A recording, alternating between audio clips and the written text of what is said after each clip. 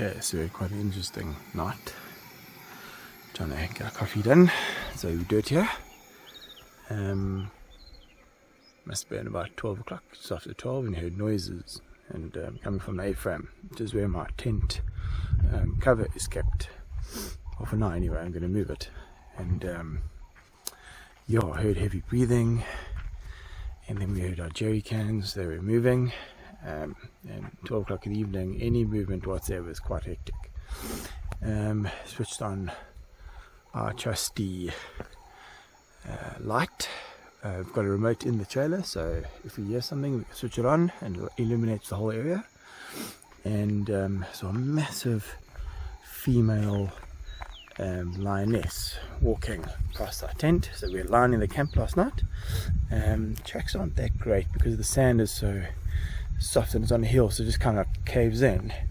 But we do have her tracks coming right past our tent and then moving off. But yeah, that was quite exciting.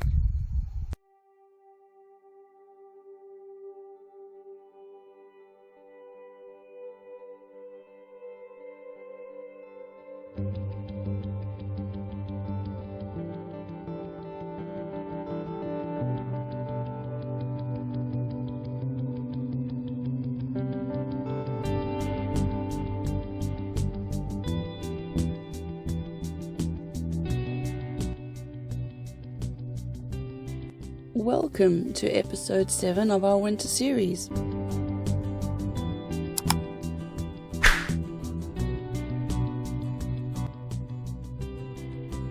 It's one thing watching videos and seeing lions in camp or knowing that they can be around.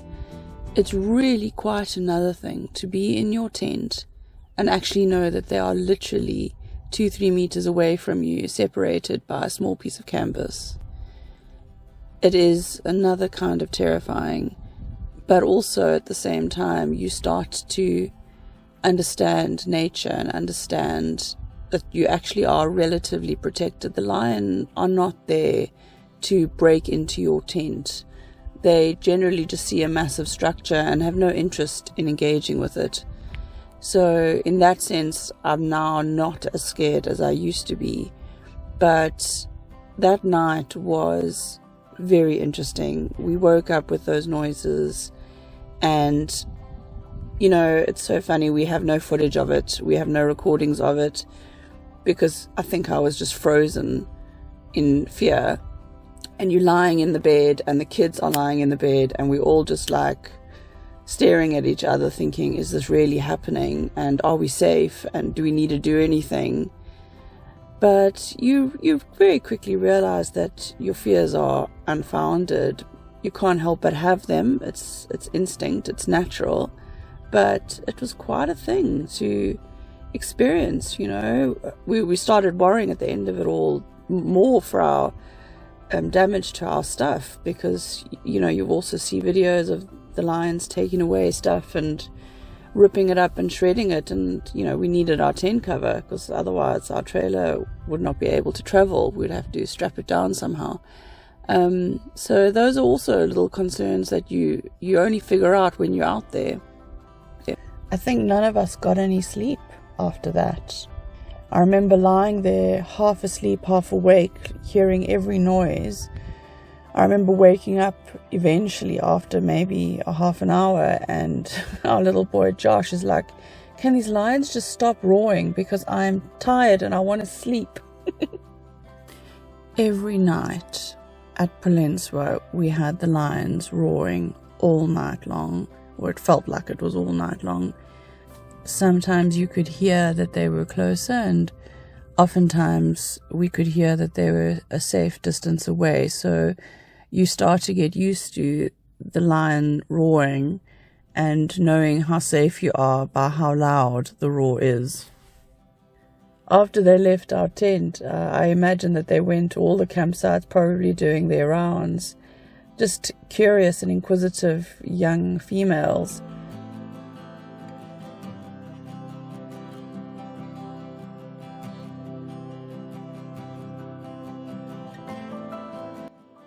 So the next morning with great anxiety, we quickly made our coffee, jumped in the car, and decided to go looking for these lions. And it wasn't much later when we found them back on the road, close to where we had seen them the afternoon before. They tended to enjoy that stretch of road every morning and every afternoon. And we got the most incredible shots of them in the grass. You know, they were just, with them being up on the verge, they are at your eye level when you're in a car, and that's quite a lovely position to be in for photography. And then the lighting with those golden mornings was quite exceptional. We had a lovely experience with them that morning. As Carmen's mentioned, it's really, really incredible to come across lions in the road. These lions in particular, we saw nearly every single morning on our job out of Polentswa. What made this particular morning even more special was the incredible light that came with the sighting. Photographers and content makers alike can agree that the golden light on any subject is absolutely mind-blowing.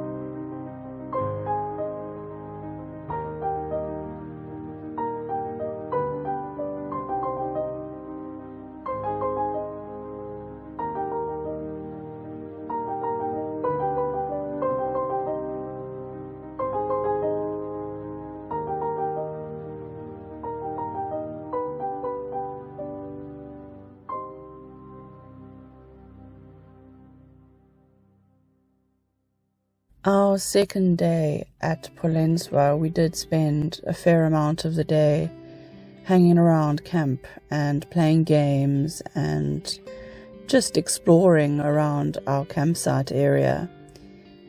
When you travel with kids, one of the things I love is, and my kids won't always appreciate this, but I really love it when they get bored, because there's something about your imagination that starts to go wild when you're bored. You know, you have to start really thinking about what you can and cannot do. And by this stage of our trip, the tennis ball was missing and broken, and we had, other than board games, you know, there were no physical balls that our kids could play with or things to do. And our kids are quite active, so they always need something to do. Fortunately, my husband is just as hyperactive as my kids, so between the three of them, they found a number of summer melons. And as we've seen in other YouTube videos, you know, the idea of summer melon golf, I think some of them call it, but in our case, I'd rather call it bowls.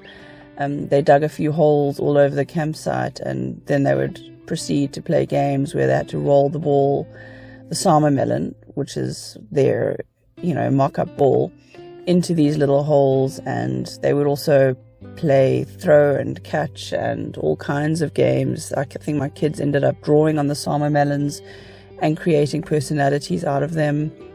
It really was quite entertaining to see what your imagination can come up with when you're just hanging around.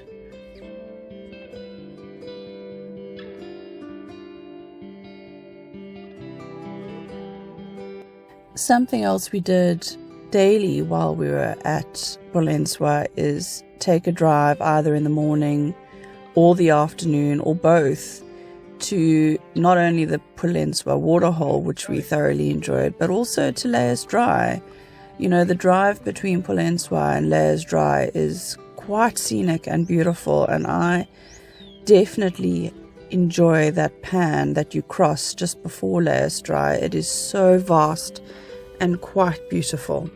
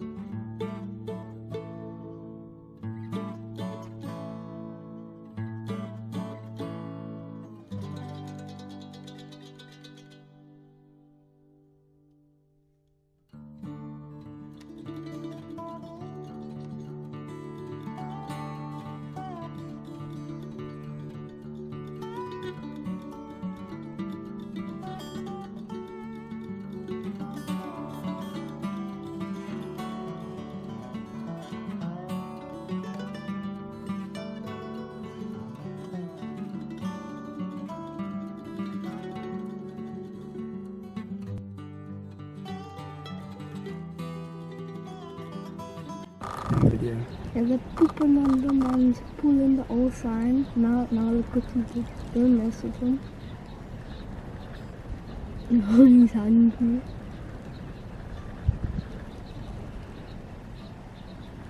We've spent countless hours sitting at the Polentswa waterhole watching animals coming and going. It is fascinating to watch how good the black-backed jackals are at catching doves. One of my goals for this trip was to snap a photo of a black-backed jackal actually catching a dove. I came super close, but unfortunately I was not quick enough on this occasion.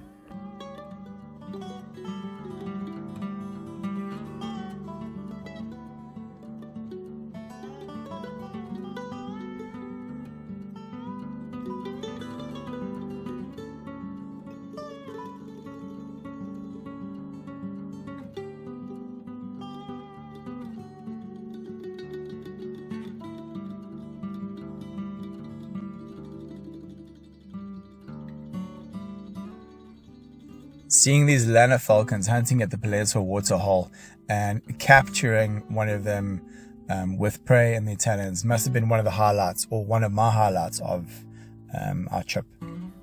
I love action photography and capturing my subjects in motion. This must definitely be up there with one of my previous photos that we might have posted on the platform. It was a trip at Two Mountain Zebra, and I caught a jackal buzzard in motion catching a moth. I only realized that I actually caught the moth in post-production.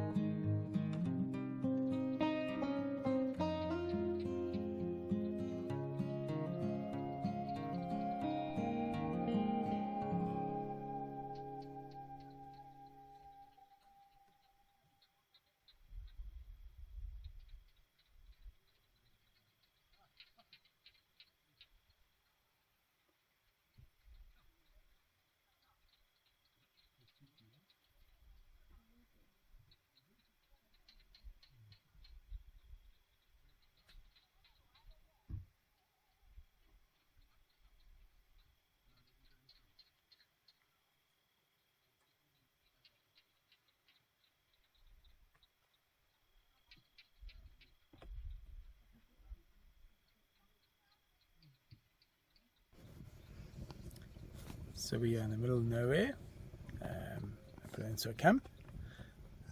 There's our fire for the night, we've already eaten. There's our car. We've got a fence around us just to protect us from the lions which we had last night. Well, we thought so. There's our trailer. not sure if you can see the rest of a little kraal, but a little room there as well, which enters our camp. There's no better place to be at the moment. There's us, just ending off the night. It's been a good day. We've seen lions. We've been quite far up north, which is quite nice. We've never been that far up. Tomorrow we're going to be going up to Union's End, which is going to be quite epic. Never done that before, so it's going to be quite nice. Kids have been fun. We've tried to keep them occupied. We played Summer Melon Golf today, which we got from Stay with Stacey. Stay with Stacey. They And did Vickers? that. And Vickers. Rickers. Sorry, we got the name wrong, but we got that from them. But anyway, so I played that with my kids today. We got a couple of salmon melons. I dug 4 holes, and we had to try and get these salmon melons into the holes, which is quite fun. And we played 30 seconds. We played 30 seconds, and I won mostly, but yeah, He likes to think. It's fine. it's been a good evening. In our next episode, day 3 at Polentswa, we travelled up to Union's End for the very first time, despite being in the Kgalagadi a number of times by this stage. We had still never done the long drive up to Union's End. It certainly was far more pleasant going directly from Polentswa rather than Nosop, and surprisingly the roads were awesome, so look forward to seeing you next week. Have a good one.